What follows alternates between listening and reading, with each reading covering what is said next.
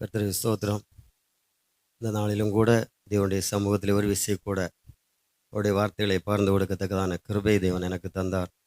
அவருக்கு கோடாகோடி ஸ்தோத்திரங்களை ஏறெடுக்கிறேன். கடந்து வந்திருக்கிற தேவ ஜனங்கள் ஒவ்வொருவரையும் தேவன் தாமே அதிகமாய் ஆசீர்வதிப்பாராக. இந்த நாளிலும் கூட நாம் சிந்தனைக்காக தெரிந்து கொண்ட வேத வசனம் எபிரேயர் 10வது அதிகாரம் 25வது வசனத்தை ஒருவர் வாசியுங்கள்.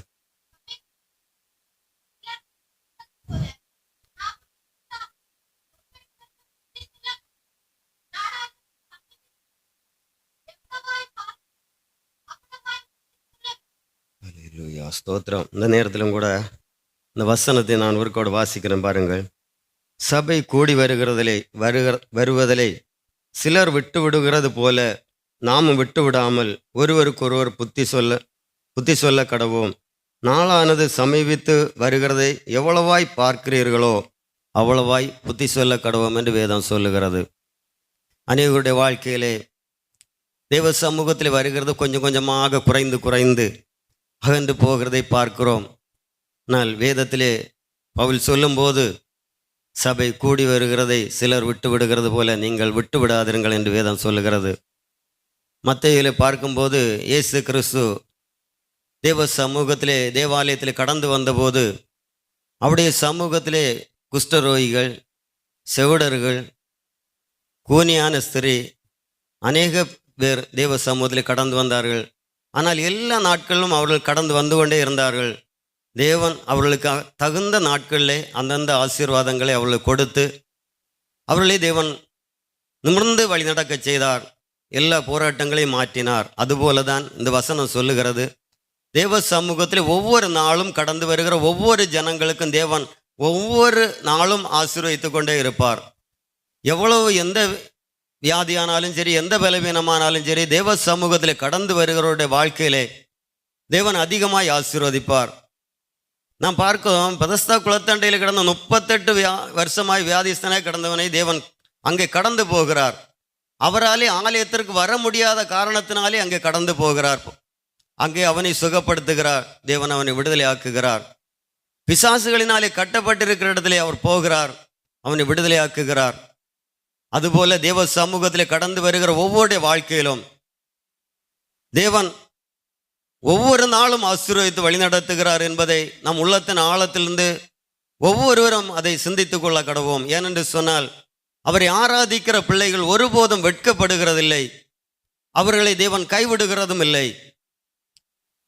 ஏன் கூடி வர வேண்டும் என்று சொன்னால் அப்படியே கொஞ்சம் கொஞ்சமாக சபை கூடி வருகிறதை நாம் விட்டு விடுவோமானால் கொஞ்சம் கொஞ்சமாக நாம் தேவனை விட்டு பின்வாங்கி போகிறவர்களா இருப்போம் என்பதுதான் அந்த வேத வசனம் சொல்லுகிறது. அதனாலே கடந்து வருகிற ஜனங்களுக்கு நாம் புத்தி சொல்ல வேண்டும் என்று வேதவசனம் நமக்கு சொல்லுகிறது. எப்படி புத்தி சொல்ல வேண்டும் என்று சொல்லும்போது ஏசாயா 61வது அதிகாரம் 1, 2, 3 வசனங்களை ஒருவர் வாசியுங்கள். ஏசாயா 61வது அதிகாரம் 1, 2, 3 வசனங்கள்.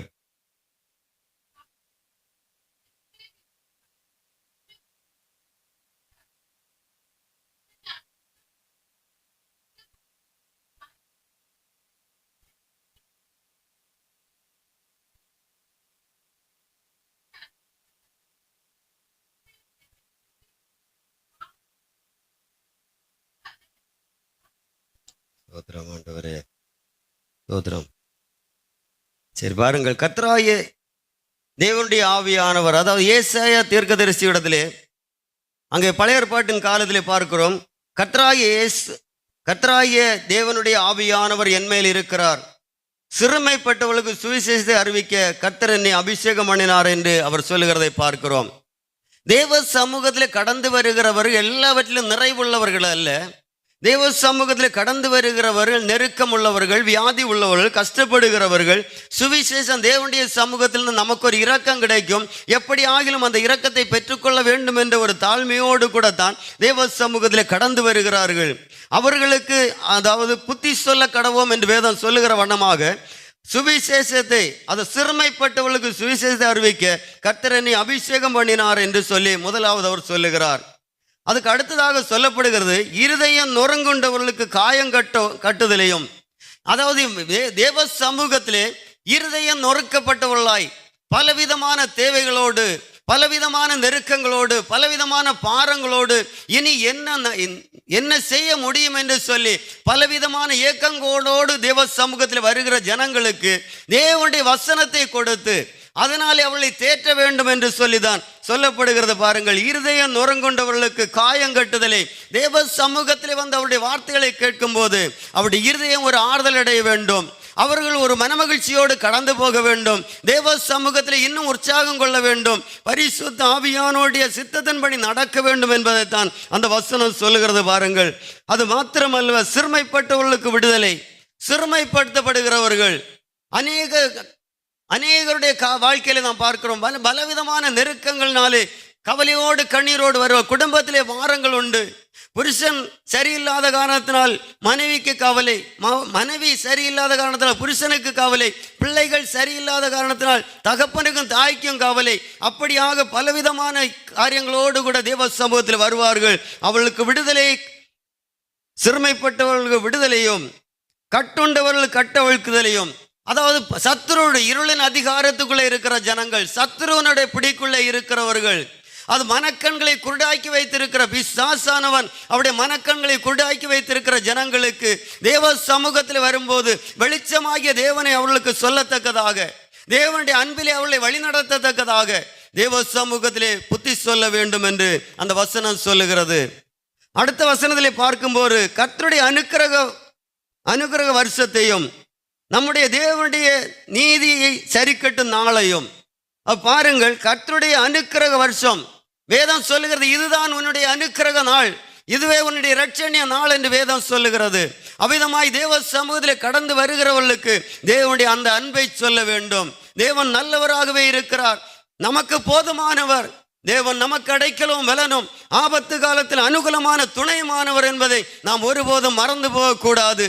தேவனுடைய சமூகத்தில் கடந்து வருகிற ஜனங்களை அவ்விதமாய் தேற்றுகிறவர்களாக, அவருடைய சுவிசேஷ வார்த்தைகளினாலே அவர்களை தேற்றுகிறவர்களாக, அவருடைய காயங்களை கட்டுகிறவர்களாக, அவருடைய நெருக்கங்களிலிருந்து அவர்களை விடுதலையாக்கும்படியாக பரிசுத்த தேவன் வசனங்களை நமக்கு கொடுத்திருக்கிற. பாருங்கள், அதாவது தேவனுடைய நீதியை சரிக்கட்டும் நாளை கூறவும். அதாவது இவைகளுக்கு எல்லாவற்றுக்கும் தேவன் ஒரு முடிவு வைத்திருக்கிறார். அதன் வேதம் சொல்லுகிற நிச்சயமாகவே முடிவு உண்டு. உன் நம்பிக்கை வீண் போகாது. தேவ சமூகத்தில் நம்பிக்கையோடு வருகிற தேவ ஜனங்களுடைய நம்பிக்கை ஒருபோதும் வீண் போகாது. நமக்கு பலவிதமான கடன் பிரச்சனைகள் இருக்கலாம், நெருக்கங்கள் இருக்கலாம். ஆனால் சபையில வரும்போது சபையாரால் செய்யக்கூடாது. ஆனால் தேவன் யாரை கொண்டு ஆகிலும் அந்த நேரங்களில் தேவன் பேசுவார், இடைபடுவார், அந்த காரியங்களை எல்லாம் தேவன் நடத்துவார். பாருங்கள், நம்முடைய வாழ்க்கையிலே ஒன்றே ஒன்று மாத்திரமே தேவன் நினைக்கிறது, உன்னுடைய இருதயத்தில் கடுகள விசுவாசம் இருக்குமானால் என்று சொல்லி வேதம் சொல்லுகிறது. பாருங்கள், நம்மிடத்தில் விசுவாசத்தை எதிர்பார்க்கிறார். நாம் தேவ சமூகத்தில் வரும்போது எல்லாவற்றுக்காகவும் தேவனுக்கு நன்றி செலுத்த வேண்டும் என்று வேதம் சொல்லுகிறது. எல்லாவற்றுக்காக அவருக்கு துதி ஸ்தோத்திரங்களை ஏறெடுக்க வேண்டும் என்று வேதம் சொல்லுகிறது. அவ்விதமாய் துதிக்கும் போது, ஸ்தோத்திரிக்கும் போது, தேவ சமூகத்திலே வந்து நாம் ஆராதிக்கிற வேளையிலே அவருடைய நீதியை சரிக்கட்டும் நாளை கூட நமக்கு அறிவிக்கத்தக்கதாக தேவன் சொல்லுகிறார். அவர் வருகிறவர், அவர் நியாயம் தீர்ப்பார். ஒவ்வொருடைய வாழ்க்கையிலும் நாம் செய்த நன்மைக்கானாலும் தீமைக்கானாலும் தக்க பலனை அடையும்படியாக ஒரு நாள் தேவனுடைய சமூகத்தில் நிற்கப்பட வேண்டும். அதற்கு நாம் இந்த நாட்களில் நாம் தகுதிப்பட வேண்டும் என்பதை தேவன் நம்மோடு பேசி கொண்டிருக்கிறார். அதற்காக நாம் ஒவ்வொரு நாளும் தேவனுடைய சித்தப்படி ஆவியானவர் நம்மோடு பேசும்போது அந்த வார்த்தைகளை கீழ்ப்பணிந்து நடக்க வேண்டும். அதுதான் சொல்லுகிறது, தேவனுடைய நீதியை சரிக்கட்டும் நாளை கூறவும், துயரப்பட்ட அனைவருக்கும் ஆறுதல் சொல்லவும். அநேகருடைய வாழ்க்கையிலே பயங்கரமான துயரங்கள், கடன் பிரச்சனைகளினாலே, வியாதியின் அகூரங்களினாலே. தேவன் வியாதியை கொடுக்கிறவர் அல்ல. அதாவது மத்தேயுவிலே பார்க்கும்போது அந்த கூனியான ஸ்திரியை பார்த்து தேவன் சொன்னார், சத்துரு அவளை இதுவரையிலும் கட்டி வைத்திருந்தான் என்று சொல்லப்படுகிறது. அவ்விதமாய் ஒவ்வொரு நாளும் தேவ சமூகத்தில் கடந்து வரும்போது அந்த கட்டுகளோடு கூட அவர் நுமர முடியாதபடி கூனியாகவே கடந்து வந்து கொண்டிருந்தார். ஆனால் தேவன் அதை பார்த்தார். அவருடைய நாட்கள், அந்த துக்க நாட்கள் முடிந்து போனது என்று வேதம் சொல்லுகிற வண்ணமாய் அவருடைய அந்த குனிந்து போகிற அந்த காரியம், அந்த சத்துருடைய பிடியிலிருந்து தேவன் அவளை விடுதலையாக்கி நிமிர்ந்து போகும்படியாக செய்கிறார். அதுபோல தான் நம்முடைய வாழ்க்கையில் ஆறுதல் இல்லையே, சமாதானம் இல்லையே, சந்தோஷம் இல்லையே, கடன் பிரச்சனைகள் நறுக்கப்படுகிறேன் என்று சொல்லி அநேகர் கவலையோடு வரலாம். அவர்களுக்கு ஆறுதலான வசனம், தேவன் உன்னை வாலாக்காமல் தலையாக்குவார் என்று சொன்னார். அவர் உண்மை உள்ள தேவன், அப்படியே செய்வார். ஆனால் தேவ சமூகத்திலே நாம் அமர்ந்திருக்க வேண்டும், தேவனுடைய சமூகத்திலே தாழ்மையோடு இருக்க வேண்டும். அப்படியானால் தேவன் நம்மை உயர்த்துவார். நம்முடைய வாழ்க்கையில நாம் பெருமை எடுப்போமானால் நாம் கீழோட்டு தான். அதாவது பெருமை உள்ளவனுக்கு கர்த்தர் எதிர்த்து இருக்கிறார், தாழ்மை உள்ளவனுக்கு கர்த்தர் கிருபை அளிப்பார். நம்முடைய வாழ்க்கையில நாம் ஒவ்வொருவரும் அதற்கேற்ற தாழ்மை உள்ளவர்களாக, தேவமே உம்முடைய சித்தப்படி என்னை நடத்தும் என்று சொல்லி ஒவ்வொரு நாளும் தேவ சமூகத்திலே நம்மை தாழ்த்தும் போது தேவன் அந்த நன்மையான ஈவுகளை தருவார். அது சொல்லுகிறது, துயரப்பட்ட அனைவருக்கும் ஆறுதல் செய்யும்படியாக. துயரத்தோடு வருகிற ஜனங்கள் தேவ சமூகத்தில் வந்து அவருடைய வார்த்தைகளை கேட்கும்போது அவருடைய உள்ளத்திலே ஒரு ஆறுதல், பரிசுத்த ஆவியானவர், அதாவது வேதம் சொல்லுகிறது, என் நாமத்தினால் எதை கேட்டாலும் குமாரன் நாம மகிமடை தருவேன் என்று வேதம் சொல்லுகிறது. 2 பேர் ஒருமனப்பட்டு எந்த காரியத்துக்கானாலும் வேண்டிக் கொண்டால் அதை நான் அருளி செய்வேன் என்று சொல்லி வேதம் சொல்லுகிறது. 2 3 பேர் என் நாமத்தினால் எங்கே கூடினாலும் அங்கே அவள் நடுவில் இருக்கிறேன் என்று சொன்னவர். உலகத்தின் முடிவு பரியந்தமும் சகல நாட்களும் நான் உங்களோடு கூட இருக்கிறேன் என்று வாக்கு கொடுத்த தேவன். நாம் சொல்லுகிறோம், எனக்கு யாரும் இல்லையே, எனக்கு துணையாக நிற்பதற்கு யாரும் இல்லையே என்று நாம் நினைக்கிறோம். ஆனால் தேவ சமூகத்தில் தேவன் நம்மோடு கூட இருக்கிறார். பலவீனமான நேரங்கள், இக்கட்டான நேரங்கள் நம்மை அவர் தோள் மேல் சுமந்து போகிற தெய்வம். அதற்காகத்தான் தேவன் நம்மை இந்த மாதிரி ஆறுதல் வசனங்களை உங்களுக்கு கொடுத்து அவர்களை தேற்ற வேண்டும் என்று வேதம் சொல்லுகிறது. வாருங்கள், எல்லாவற்றிலும் நாம் துயரப்பட்டு கலங்கி தவித்து போகிறவைகளா அல்ல, தேவன் எல்லாவற்றுக்கும் ஒரு முடிவு வைத்திருக்கிறார். எல்லாவற்றிலும் நமக்கு ஒரு நன்மையான கிருபைகளை தந்திருக்கிறார். அவர் நம்மை உயர்த்துவார் என்று சொல்லி அவருடைய சமூகத்திலே நாம் மிகவும் வாஞ்சியோடு இருக்க வேண்டும். 3வது வசனத்தை வாசிக்கும் போது, சீயோனிலே துயரப்பட்டவர்களை சீர்படுத்தவும், அதாவது சீயோனிலே துயரப்படுகிறவர்களை சீர்படுத்த வேண்டும். அதாவது சபையில கடந்து வருவார்கள், அப்பொழுது நல்ல புத்தி சொல்லி அவர்களை தேற்றி, அதாவது புத்தி சொல்ல வேண்டுமானால் என்ன வேண்டும் என்று சொன்னால், ஏசாயா 11வது அதிகாரம் 2-3 வசனங்களை வாசியுங்கள். ஏசாயா 11வது அதிகாரம் 2-3 வசனங்கள்.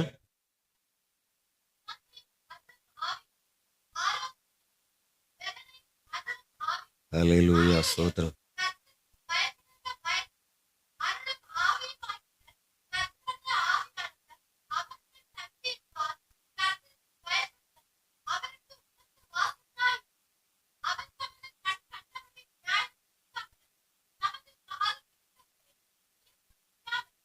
ஆமென்.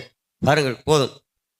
அங்கு சபையிலே நாம் புத்தி சொல்ல வேண்டுமானால், சபையிலே கூடி வருகிற ஜனங்களுக்கு நாம் ஆறுதல் சொல்ல வேண்டுமானால் தேவனுடைய சமூகத்திலே நாம் காத்திருக்கிறவர்களா இருக்க வேண்டும். அதுதான் வேதம் சொல்லுகிறது, ஞானத்தையும் உணர்வையும் அருளும் ஆவி. தேவன் ஞானத்தை தர வேண்டும்.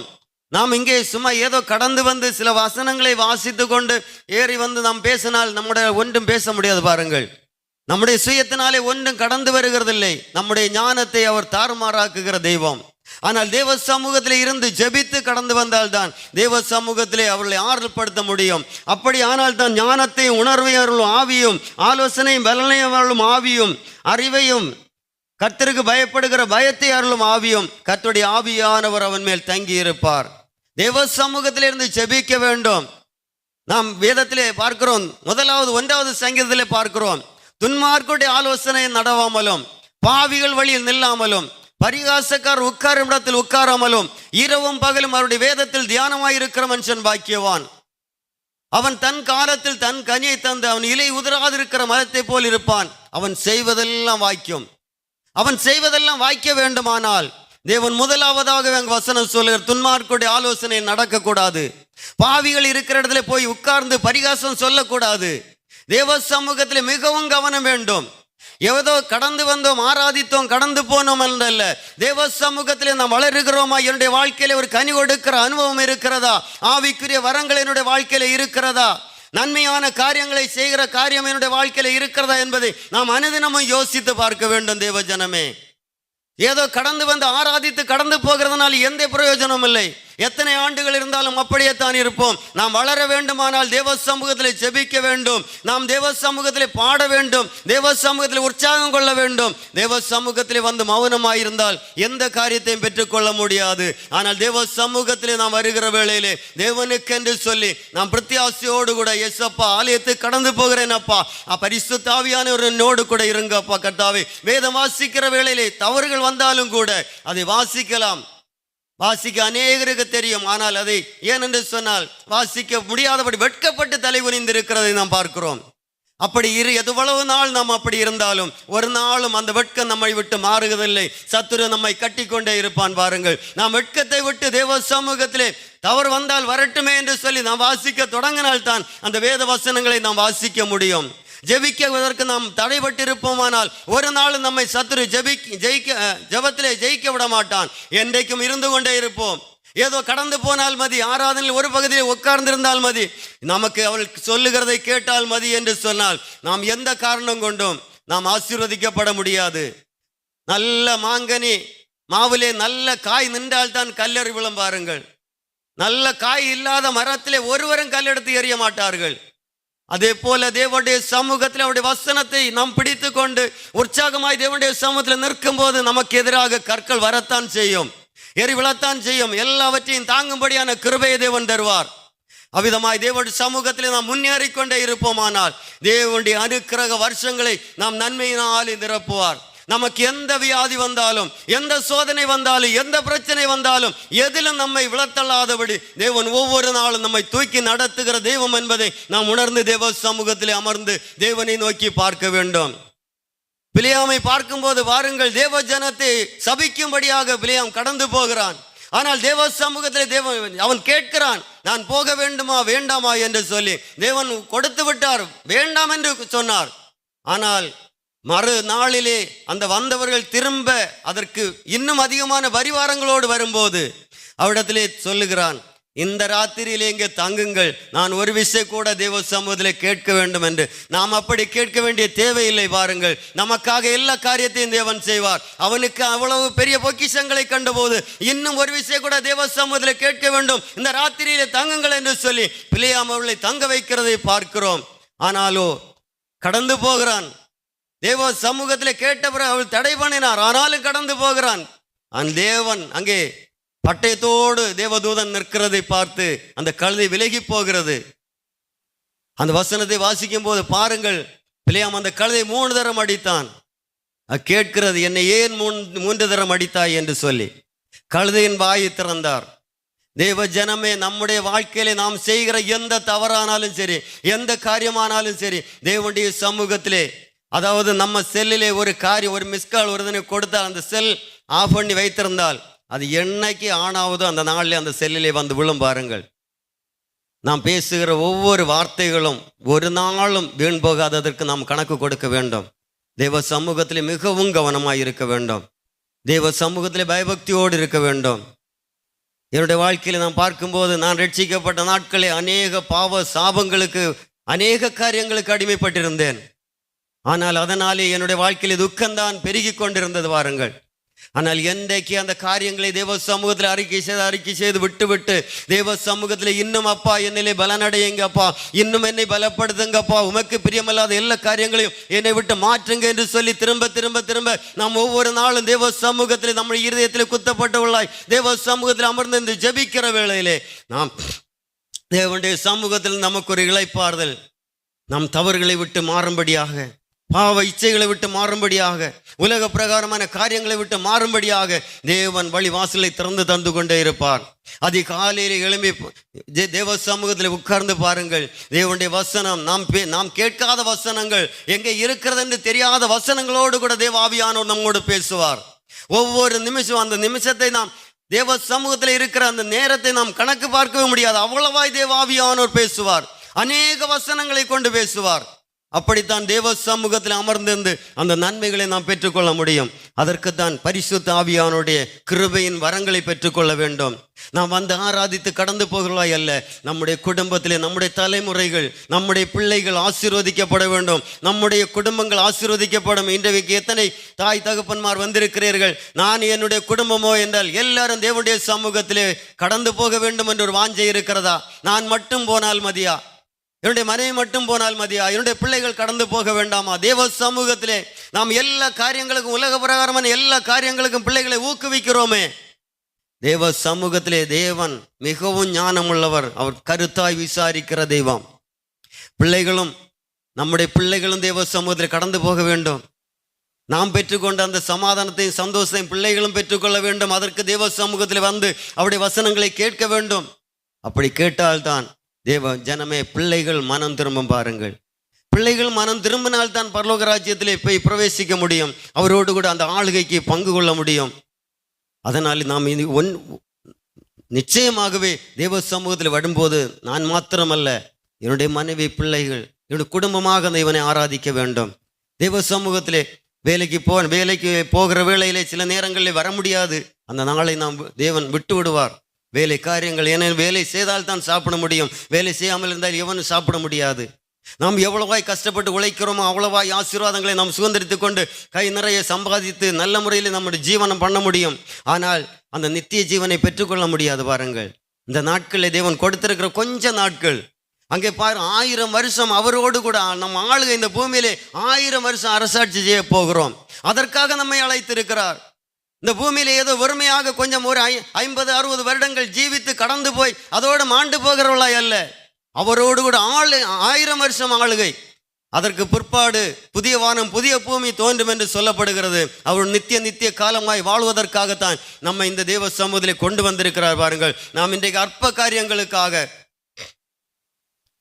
காரியங்களுக்காக தேவ சமூகத்தை விட்டு நம்முடைய இந்த உலக பிரகாரமான காரியங்களுக்காக கடந்து போகிறோம். பாருங்கள், இன்னைக்கு கேட்கிறோம்னா அருமையான ஜனமே, எவ்வளவு லட்சம் இருந்தாலும் ஒரு சின்ன வியாதி நம்மை தாக்கினால் அந்த பணம் எல்லாம் எப்படி போகிறது என்று தெரியாது. பாருங்கள், அவ்விதமாய் பறந்து போய்விடும். தேவனுடைய கிருபை, தேவனுடைய இரக்கம், தேவனுடைய அன்பு நம்மோடு கூட இருக்குமானால் அந்த நம்முடைய கரங்களில் கிடைக்கிற அந்த பணம் நமக்கு போதுமானதாக இருக்கும். நம்முடைய பிள்ளையுடைய வாழ்க்கையிலே எதிர்காலம் ஆசீர்வாதமாய் இருக்கும். நன்மையான ஈவுகளை பிள்ளையுடைய வாழ்க்கையிலே கர்த்தர் கொடுப்பார். நாம் நினைக்காத காரியங்களை தேவன் செய்வார். அப்படியாக தேவனுடைய சமூகத்திலே, அதே வேதம் சொல்லுகிறது, சபை கூடி வருகிறதிலே விட்டு விடுகிறது. சிலர் விட்டு விடுகிறது போல நாம் விட்டு விடக்கூடாது. பாருங்கள், நாம் கடந்து வருகிற நேரங்களிலே கிடைக்கிற அந்த புத்தி சொல்லுகிற காரியங்களை எல்லாம் நாம் கேட்டுக்கொள்ள வேண்டும். அது மாத்திரமல்ல, ஞானத்தையும் உணர்வையும் அருளும் ஆவியும், ஆலோசனையும் பலனையும் அருளும் ஆவியும், அறிவையும், கர்த்தருக்கு பயப்படுகிற பயத்தை அருளும் ஆவியும். எவ்வளவு பாருங்கள், பரிசுத்த ஆவியானவர் நம்மோடு கூட இருந்தால் இவைகளெல்லாம் நம்முடைய உள்ளத்தில் வரும். பாருங்கள், நாம் நாளுக்கு நாள் பலனடைவோம். நாளுக்கு நாள் புது கிருபைகளை பெற்றுக்கொள்வோம். ஆவிக்குரிய வரங்களை பெற்றுக்கொள்வோம். தேவ சமூகத்தில் எழும்புவோம், பிரகாசிப்போம். நம்முடைய பிரகாசம் மற்றவர்களுக்கு வெளிச்சமாய் மாறும்.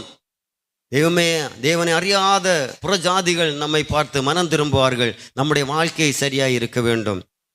அது பாருங்கள், ஏசாயா 11:3 பார்க்கும்போது, கர்த்தருக்கு பயப்படுதல் அவருக்கு உகந்த வாசனையாய் இருக்கிறது. நாம் கர்த்தருக்கு பயப்பட வேண்டும். வேதம் சொல்லுகிறது, என் வசனத்துக்கு பயப்படுகிறவனே நான் நோக்கி பார்ப்பேன் என்று வேதம் சொல்லுகிறது. அவருடைய வசனம், கர்த்தர் என்று சொன்னால் நாம் காணாத தேவன். ஆனால் வசனத்தை நாம் விசுவாசிக்கும் போது, வசனத்தை நாம் பார்த்து அதன்படி நடக்க பிரயாசப்படும் போது தேவன் நம்மோடு கூட இந்த வழி நடத்துவார். அல்லேலூயா, அல்லேலூயா, அல்லேலூயா, ஸ்தோத்திரம். இன்னும் பாருங்கள், ஏசாயா 61:3 கூட வாசிக்கிறேன். சீயோனில் துயரப்பட்டவர்களை சீர்படுத்தவும், அவர்களுக்கு சாம்பலுக்கு பதிலாக சிங்காரத்தையும், துயரத்துக்கு பதிலாக ஆனந்த தைலத்தையும், ஒடுங்கின ஆவிக்கு பதிலாக துதியின் உடையையும் கொடுக்கவும் அவர் என்னை அனுப்பினார். மகிமைக்கென்று நாட்டின நீதியின் விருட்சங்கள் எனப்படுவார்கள். பாருங்கள், அப்படியாக தேவ சமூகத்திலே, நாம் தேவனுடைய சமூகத்திலே அந்த புத்தி சொல்லி அவர்களை தேற்றுகிற வேளையிலே பாருங்கள், சீயோனிலே துயரப்பட்டவர்கள் சீர்படுத்துவோம், அவர்கள் துயரமாய் வருகிறவர்கள் சீர்படுவார்கள் என்று வேதம் சொல்லுகிறது. பாருங்கள், அவர்களுக்கு சாம்பலுக்கு பதிலாக சிங்காரத்தையும், துயரத்துக்கு பதிலாக ஆனந்த தைலத்தையும். நாம் என்னைக்கும் துயரப்பட்டு தலை குனிந்து தலை கவிழ்ந்து போகிறலாய் அல்ல. தேவ சமூகத்தில் நம்முடைய தலைகளை உயர்த்தும்படியாகத்தான். அதாவது வாசல்களை உங்கள் தலைகளை உயர்த்துங்கள் என்று வேதம் சொல்லுகிறது. அவ்விதமாய் தேவனுடைய பிள்ளைகள் நிமிர்ந்து நடக்கத்தக்கதாக தேவன் ஒவ்வொரு நாளும் நம்மை உயர்த்துவார். ஒவ்வொரு நாளும் தேவனுடைய ஆசீர்வாதங்களை நமக்கு தருவார். நாம் என்றைக்கும் நாம் இருக்கிற அந்த தரித்திரத்திலும் கவலையிலும் பாரத்திலும் துக்கத்திலும் வாழ்ந்து கொண்டிருக்கிறவர்கள் அல்ல. என்னுடைய வாழ்க்கையை கவனித்து பாருங்கள். ஒன்றுமில்லாத நிலைமை, ஆனாலும் கூட தேவன் ஒவ்வொரு நாளும் என்னை நடத்துகிற விதத்தை நான் நினைக்கும் போது நான் எம்மாத்திரம் என்று சொல்லி ஒவ்வொரு நேரமும் நினைக்க முடியும். இவ்வளவாய் பலன் தருகிறார். வேலை செய்வதற்கு பலன் இல்லை, ஆனால் தேவ சமூகத்திலே அனுதினமும் கேட்கும் போது அந்த பலனை தந்து என்னை அனுதினம் வேலை செய்யத்தக்கதான கிருபையை தருகிறார். அல்லாமல் என்னுடைய பலத்தினால் அல்ல, தேவனுடைய கிருபையினாலே காக்கப்படுகிறேன். தேவ சமூகத்தில் கடந்து வந்து உட்கார முடியாதபடி இருக்கிறேன், ஆனால் தேவ சமூகத்தில் கடந்து வரும்போது உட்கார்ந்து செபிக்கத்தக்கதான கிருபைகளை தருகிறபடியினாலே தான் செபிக்கிறேன். அதற்கு முடியாதபடி இன்றைக்கு போக வேண்டாம் என்று சொன்னால் இன்றைக்கு போக வேண்டாம், ஞாயிற்றுக்கிழமை, அப்படி ஒரு 2-3 வாரம் அல்ல 2-3 மாதம் அப்படியே கடந்து போகும்போது தேவ சமூகத்தில் நம்மை சத்துரு மொத்தமாகவே பிரித்து விடுவான். பாருங்கள், அப்படியாக நாம் இருக்கக்கூடாது. தேவ சமூகத்திலே நாம் சபை கூடி வரும்போதெல்லாம் எவ்வளவு முடியுமோ அவ்வளவு தூரம் கடந்து வந்து தேவனை மகிமைப்படுத்துவோம். அப்படி மகிமைப்படுத்துகிற வேளையிலே தேவனுடைய ஆசீர்வாதங்களை நாம் சுதந்திரித்துக் கொள்ள முடியும் என்பதை ஒருபோதும் நீங்கள் மறந்து விடக்கூடாது. நான் வாசித்த வசனம் எபிரேயர் 10:26 வசனத்தை வாசியுங்கள். எபிரேயர் 10:26.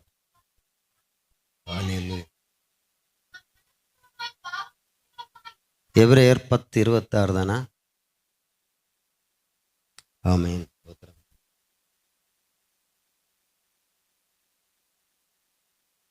சத்தியத்தை அறிகிற அறிவை அடைந்த பின்பு நாம் மனப்பூர்வமாய் பாவம் செய்கிறவர்களாய் இருந்தால் பாவங்கள் நிமித்தம் செலுத்த வேறொரு பலி இனி இல்லாமல் என்று வேதம் சொல்லுகிறது. பாருங்கள்,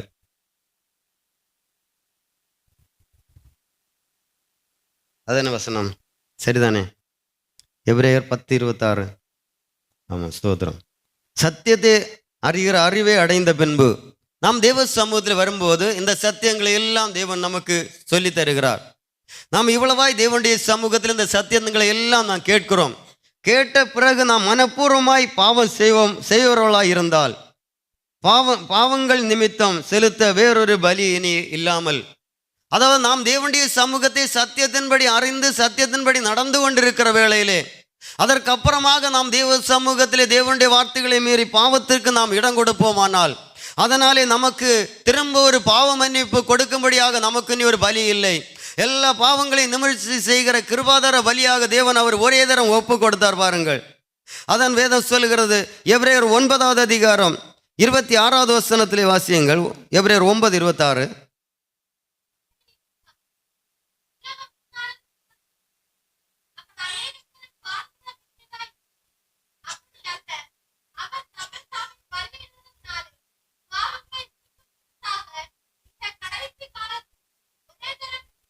பாருங்கள், நம்முடைய கடைசி காலத்திலே தேவன் நம்மை மீட்கும்படியாகத்தான் இந்த கல்வாரி சிலுவையில் ஒப்பு கொடுத்தார். பாருங்கள், இனி திரும்ப திரும்ப நாம் அவரை ஒரு யூதாசை போல காட்டி கொடுக்கிறவனை நாம் மாறக்கூடாது. திரும்ப திரும்ப அவரை சிலுவையில் அடிக்கிறவர்களாக நாம் மாறக்கூடாது. ஒருபோதும் நம்முடைய வாழ்க்கை அப்படி போகுமானால் எந்த காரணத்தை கொண்டு தேவ சமூகத்தில் நாம் பிரகாசிக்க முடியாது என்பதை இந்த வேத வசனம் சொல்லுகிறது. பாருங்கள், சத்தியத்தை அறியும் அறிவை அடைந்த பின்பு நாம் மனப்பூர்வமாய் பாவம் செய்கிறவர்களாக இருந்தால் பாவங்கள் நிமித்தம் செலுத்தத்தக்க வேறொரு பலி இனி இராமல் என்று வேதம் சொல்லுகிறது.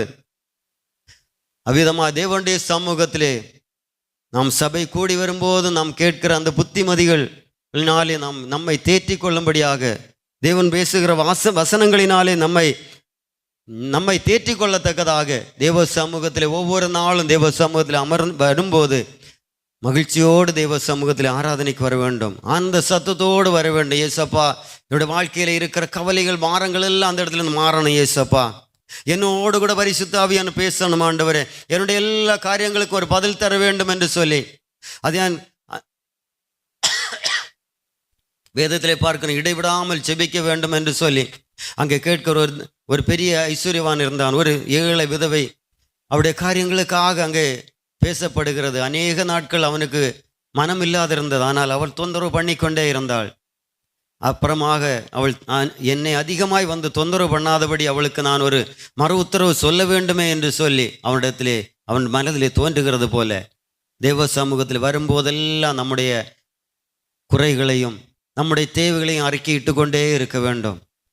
தேவ சமூகத்திலே பாருங்கள், தேவ சமூகத்திலே அப்படி வருகிற வேளையிலே தேவன் ஒவ்வொரு நாளும் நமக்கு அவருடைய ஏற்ற நேரங்கள் வருகிற வேளையில் நமக்கு ஏற்ற ஆசீர்வாதங்கள் கிடைக்க வேண்டிய நேரத்தில் தேவன் நம்மை தந்து நம்மை நடத்துவார். பாருங்கள், அதற்காகத்தான் இடைவிடாதபடி நாம் ஒவ்வொரு நாளும் சிலருடைய வாழ்க்கையில பாருங்கள், நாம் கடந்து வந்து இருந்த உடனே ஏசப்பா என்னுடைய வாழ்க்கையில அது தேவை இது தேவை.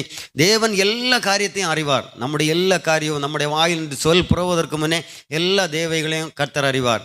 ஆனால் தேவ சமூகத்தில் நான் கடந்து வரும்போது, ஏசப்பா இந்த இடத்துல கடந்து வருவதற்கு ஒரு கிருபை தந்தீரே என்று சொல்லி தேவனுக்கு முதலாவதாக நன்றி சொல்ல வேண்டும்.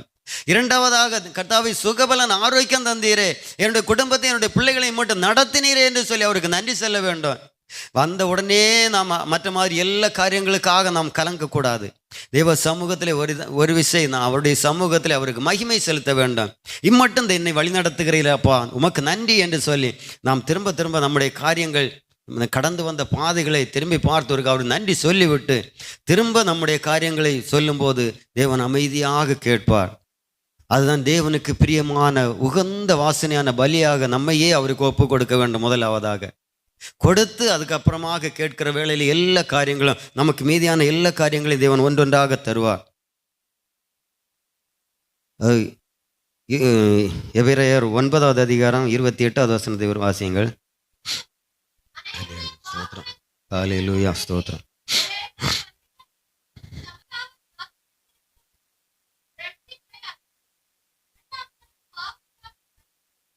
பாருங்கள், கிறிஸ்துவும் அநேகருடைய பாவங்களை சுமந்து தீர்க்கும்படி ஒரே தலம் பலியிடப்பட்டு தமக்காக காத்து கொண்டிருக்கிறவர்களுக்கு ரட்சிப்பை அருளும்படி இரண்டாம் தரம் பாவம் இல்லாமல் தரிசனமாவார் என்று வேதம் சொல்லுகிறது. பாருங்கள், நம்மை அந்த ரட்சிப்பின் பாதையிலே வழிநடத்த வேண்டும், அவருடைய சமூகத்தில் கொண்டு போக வேண்டும் என்பது தேவனுடைய சித்தம்.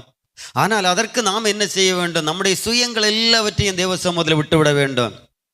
பாவங்களார நம்மை கழுவ வேண்டும். தேவன் நம்முடைய பாவங்கள் மன்னிக்கப்பட்டது என்று சொல்லி ஒரு நிச்சயம் நமக்குள்ள வேண்டும்.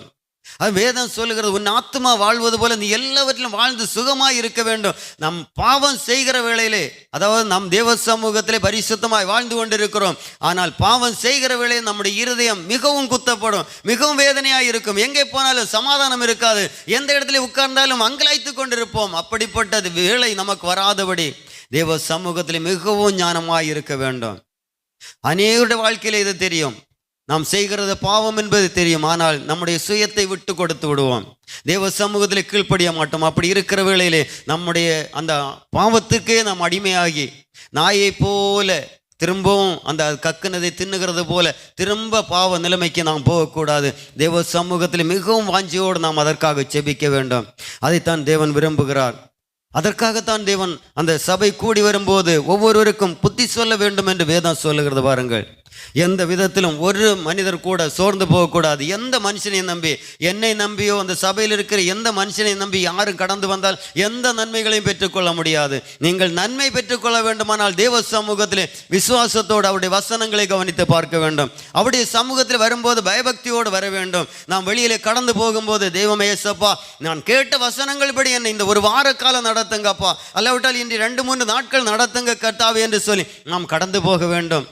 போகிற வேளை நெருக்கங்கள் வரும், நமக்கு நிந்தைகள் வரும், அவமானங்கள் வரும். அந்த இடத்திலே அதான் வேதம் சொல்லுகிறது, உன்னை ஒரு கன்னத்தில் அடித்தால் அவன் மறு கன்னத்தையும் காட்ட வேண்டும். அந்த இடத்துல நாம் திருப்பி அவனை அடிக்கிறவர்களாக மாறக்கூடாது. பாருங்கள், அவளுக்காக திரும்பி நம்ம கோவப்படுகளாக மாறக்கூடாது. அன்னையோட வாழ்க்கையிலே ஒரு சின்ன வார்த்தை நாம் பேசினால் போதும், பிசாசை போல கர்ச்சிக்கிறவர்களை போல இருந்து விடுவார்கள். அப்படியாக நம்முடைய மனது மாறக்கூடாது. தேவ சமூகத்திலே மிகவும் தாழ்மை உள்ளவர்களாக நாம் இருக்க வேண்டும். அதைத்தான் தேவன் விரும்புகிறார்.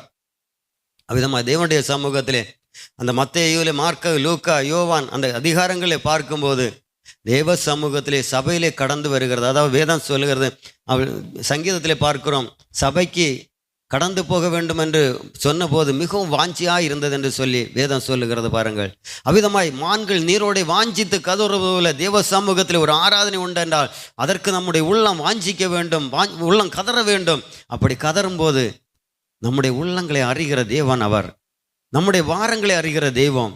நம்முடைய கவலைகள், துக்கங்கள், வியாதி வராது என்று சொல்லவில்லை, வியாதி வந்தாலும் எல்லாவற்றையும் தேவன் விடுதலையாக்குகிற தெய்வம். அதான் ஒருபோதும் வியாதி நம்மை தேவனை விட்டு பிரிக்காது. ஒருபோதும் நம்முடைய கடன் பிரச்சனைகள் தேவனை விட்டு பிரிக்காது. எல்லாவற்றிலும் தேவ சமூகத்தில் அமர்ந்திருந்து தேவ சமூகத்தில் நாம் செபிக்க வேண்டும். தேவனுடைய வசனங்கள், தேவன் கொடுத்த வாக்குத்தத்தங்கள் அனைத்தும் நமக்காக கொடுக்கப்பட்டிருக்கிறது. அன்று இஸ்ரவேல் ஜனங்களுக்கு கொடுத்தார். பார்வோனுடைய அடிமைத்தனத்திலிருந்த ஜனங்கள், இஸ்ரவேல் ஜனங்களை மீட்டு கொண்டு வரும்போது அநேக வாக்குத்தத்தங்களை கொடுத்தார். ஆனால் மீறினவர்களோ அவர் அழிக்கப்பட்டார்கள். ஆனால் தேவ சமூகத்திலே அதை காத்து கொண்டவர்கள் அந்த ஜீவனுக்கு நேராக, ஜீவனுக்குள்ளாக பிரவேசித்தது போல இந்த நாட்களிலே நாம் தேவ சமூகத்திலே, தேவனுடைய அந்த சமூகத்தில் வரும்போதெல்லாம் தேவன் தருகிற அந்த வார்த்தைகளை நாம் கேட்டு அதன்படி வாழத்தக்கதாக நாம் நம்மை தாமே தேற்றிக்கொள்ள வேண்டும். நம்மை தேவன் ஆசீர்வதிப்பாராக. அந்த வார்த்தைகளினாலே நாம் தொடர்ந்து செபிக்கலாம். முழங்காலிட்டு நாம் செபிப்போம். ஸ்தோத்திரம் ஆண்டவர்.